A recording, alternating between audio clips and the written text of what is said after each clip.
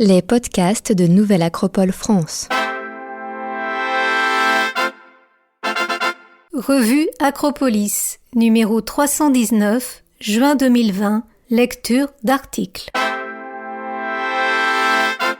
L'art de la mémoire dans l'Antiquité, auteur Brigitte Boudon, philosophe, narratrice Corinne Carlier. Il est étrange que l'art de la mémoire, qui a influencé la culture occidentale durant plus de 2000 ans, soit largement tombé dans l'oubli. On connaît tout au plus l'expression « palais de la mémoire », le plus souvent associée aux philosophes de la Renaissance, comme Giordano Bruno, alors que c'est une discipline qui prend racine dans l'Antiquité gréco-romaine. Les découvertes actuelles des neurosciences sur le fonctionnement de la mémoire remettent au goût du jour ces connaissances antiques. L'art de la mémoire fut inventé au 5e siècle avant Jésus-Christ par le poète grec Simonide de Céos, puis développé par l'illustre Cicéron, le rhéteur et pédagogue latin Quintilien, et par un maître de rhétorique romain inconnu, auteur de l'ouvrage Ad Herennium.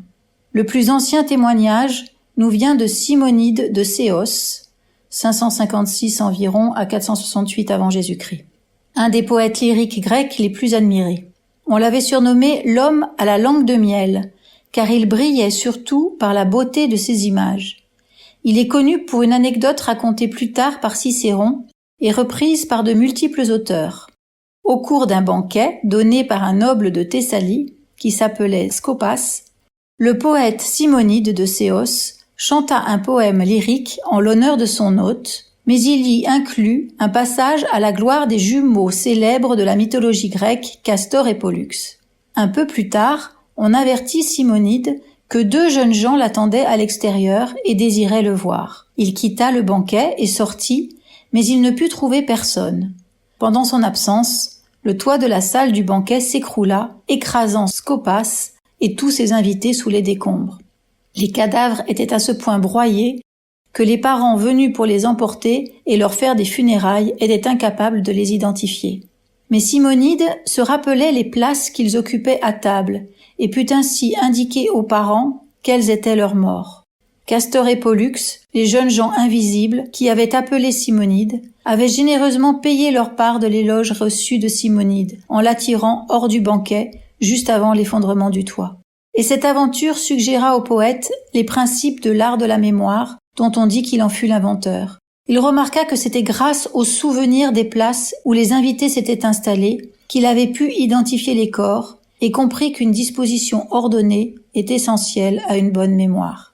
Cicéron commente ce récit et explique que pour exercer cette faculté du cerveau, doit-on, selon le conseil de Simonide, choisir en pensée des lieux distincts, se former des images des choses qu'on veut retenir, puis ranger ces images dans les diverses lieux. Alors, l'ordre des lieux conserve l'ordre des choses. Les images rappellent les choses elles-mêmes, les lieux sont les tablettes de cire sur lesquelles on écrit, les images sont les lettres qu'on y trace. Cicéron de Oratore. Dans le sillage de Cicéron, les Romains vont développer cet art de la mémoire. Il ne nous reste que 3 sources de l'époque romaine. Cicéron, Quintilien, et un maître de rhétorique à Rome, dont on ne connaît pas le nom, qui écrit vers 86-87 avant Jésus-Christ, une œuvre devenue très célèbre, dont le titre indique seulement à qui elle est destinée, l'Ad Herennium. Chez les Romains, l'art de mémoire, appelé aussi mnémonique ou mnémotechnique, fait partie de la rhétorique. Chez Cicéron, il constitue une des 5 parties de la rhétorique. Pour l'orateur philosophe, il existe 2 sortes de mémoire. La mémoire naturelle gravée dans notre esprit, née en même temps que la pensée, et la mémoire artificielle, renforcée ou consolidée par l'exercice. Une bonne mémoire naturelle peut être améliorée par cet entraînement et les gens moins doués naturellement peuvent remédier à leur déficience de mémoire grâce à la discipline de la mémoire artificielle.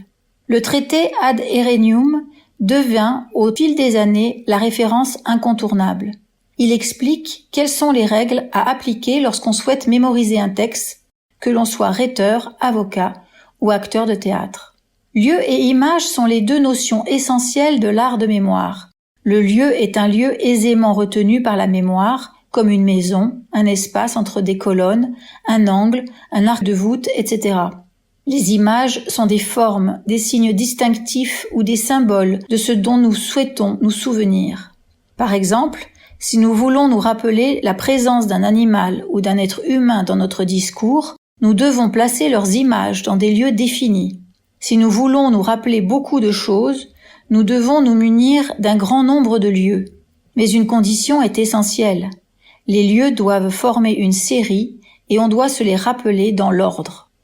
Si on les met en ordre, il en résultera que grâce aux souvenirs fournis par les images, on pourra répéter oralement ce qu'on aura confié au lieu en allant dans n'importe quelle direction à partir du lieu qu'on voudra. La mise au point des lieux est de la plus grande importance, car le même ensemble de lieux peut être utilisé plusieurs fois pour se rappeler des choses différentes. C'est Quintilien qui donne la description la plus claire du procédé dans son œuvre Institutio Oratoria.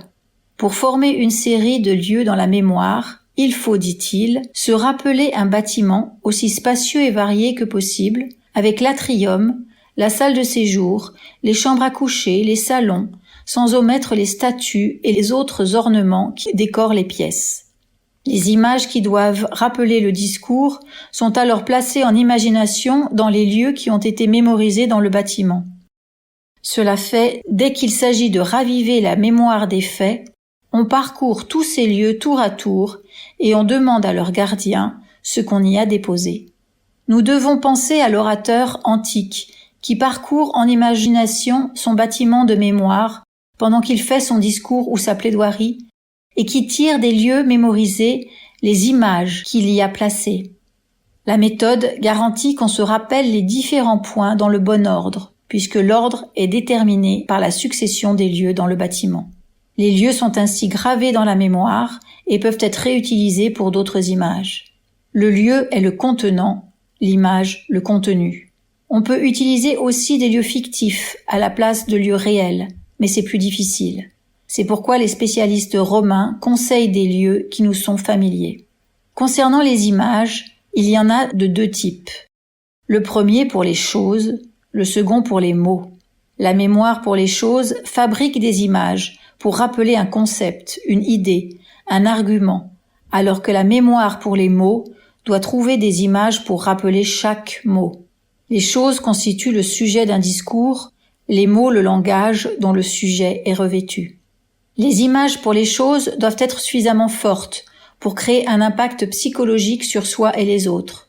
En général, les maîtres de rhétorique ne donnaient pas d'images précises à leurs élèves afin que chacun puisse forger ses propres images. Ils ne leur enseignaient que la méthode. Il s'agit d'aider la mémoire en suscitant des chocs émotionnels à l'aide d'images frappantes par leur beauté ou leur laideur, par exemple.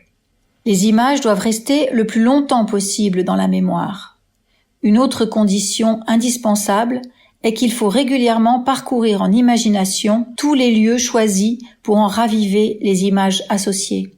La mémoire pour les mots nécessite, on s'en doute, un plus grand nombre de lieux et d'images, puisque l'image choisie doit avoir une ressemblance sonore avec les mots qui doivent être mémorisés.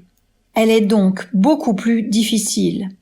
Cicéron pense qu'elle n'est pas utile et que l'on peut se contenter de la mémoire pour les choses. Cicéron répond d'ailleurs à l'objection qu'on lui avait faite, à savoir que cette discipline de la mémoire risquait de la saturer. Il répond que bien au contraire, l'art de mémoire permet de la développer, car notre potentiel de mémoire est infini. Dans son ouvrage De Inventione, Cicéron affirme que la vertu possède 4 parties: la prudence, la justice, la constance et la tempérance. Il subdivise chaque partie en sous-parties, et la prudence est divisée en mémoire, intelligence et prévoyance. Voici la mémoire de ce fait associée à une vertu, et non des moindres, puisque la prudence bénéficie d'un grand prestige chez les Romains. Avec le recul apporté par l'histoire, on se rend compte que Cicéron prépare sans le vouloir le passage entre l'Antiquité et le Moyen Âge, puisque la mémoire ne sera plus au Moyen Âge un outil de la rhétorique, mais une vertu éthique essentielle. Ainsi, Albert le Grand et saint Thomas d'Aquin reprendront la définition cicéronienne de la prudence dans une vision cette fois théologique. C'est un bel exemple de la philosophie qui devient servante de la théologie, mais ce sera l'objet d'un prochain article.